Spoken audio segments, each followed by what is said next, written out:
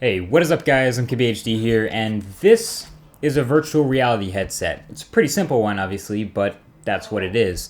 And the idea of virtual reality is just that. It's to replace your reality with some new virtual computer-generated environment.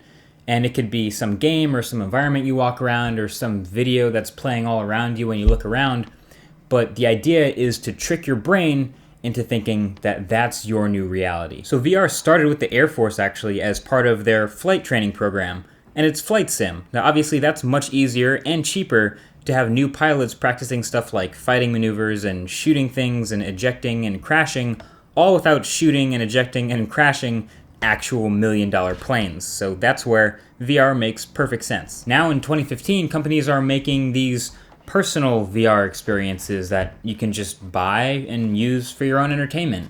All you have to do is just put it on your face. So they do this by taking over your sight. So just like we use headphones to completely take over our sense of sound, this headset totally takes over your vision. Inside this one, Google Cardboard is a pair of lenses and a place to hold your smartphone, which becomes your screen and your VR engine. Now there are actually two kinds of VR headsets. Type 1 is the accessory that you plug your smartphone into that becomes the screen. So something like Google Cardboard or Samsung's Gear VR.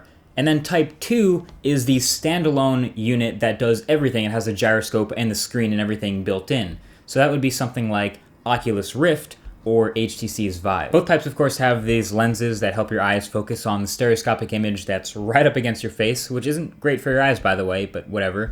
And they all have this gyroscope and accelerometer that help track your head movement, and that's what helps put you in your own little world. So I got to take a closer look at one of the second type at Mobile World Congress this year, the new HTC Vive. And this is something people were getting really pumped about. It's a prototype for now, and the final version might not look exactly like this, but it's an entirely self-contained VR headset that you can just pick up and put on your face and be immersed.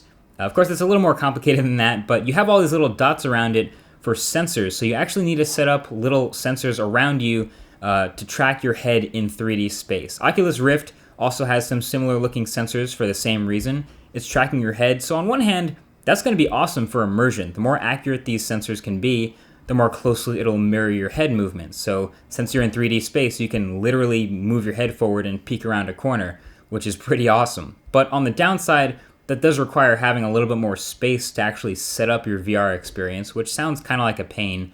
And also, the thing people forget is you also need a set of cables to connect this VR headset to your computer. So plenty of people did demos without plugging it in, but you're not exactly untethered when you're really using it. Now that first type of VR headset that uses your phone as the VR engine and the screen is actually a little bit more simple. Your phone already has a gyroscope and an accelerometer built in, so all of your movements around that 3D world will come from that. But these don't have the advantage of sculpting the optimal VR experience. I mean, it's kind of like an accessory, and it's a little bit weird to like clip your smartphone into some crazy, basically oversized case and then strap it onto your head. But the experience can often be almost as good as one of the dedicated headsets, at least to a VR noob like me. But look, making a VR headset right now, at least a good one, is really hard. There are so many things you have to consider. The pixels per inch of the display, since it's right up against your face and it's magnified. And then there's the field of view, since you want it to be as immersive as possible.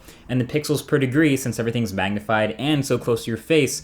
There is good hope though. I've never seen an industry go so fast from zero, like almost nothing, to 5 or 6 major players so fast. You've got Oculus Rift, you have Samsung Gear VR, you have Google Cardboard's been out for a year, HTC Vive is on its way, it's coming, Sony Project Morpheus is also coming. I would actually even say that Microsoft HoloLens, although that headset from Microsoft that everyone's talking about the experience of, is not virtual reality, that's actually augmented reality. So virtual reality and augmented reality are two slightly different things. So to clarify, virtual reality is replacing your entire reality. So you're immersed in this new world with nothing left from the real world.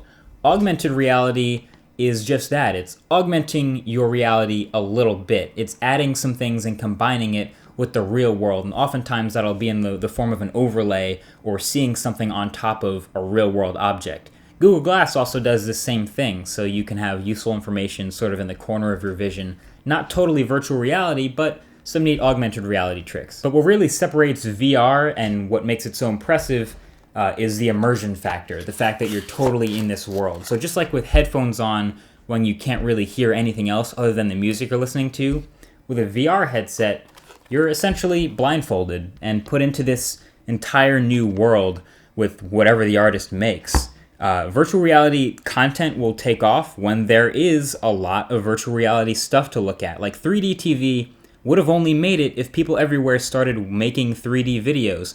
Now, obviously, that didn't happen, and there's a risk that virtual reality might not ever happen too because of that. But I think there's at least something special here that 3D TV might not have had. I think the first time someone sees a 3D TV that works really well, their reaction might be, oh, wow. But the first time someone sees like Oculus Rift or gets a really good virtual reality demo, they're like, wow, this is impressive. And that's what makes it so cool. So yeah, and the next time you're considering whether or not virtual reality will become a thing or not, think about what would you do with it. So thanks for watching. I'll talk to you guys in the next one. Peace.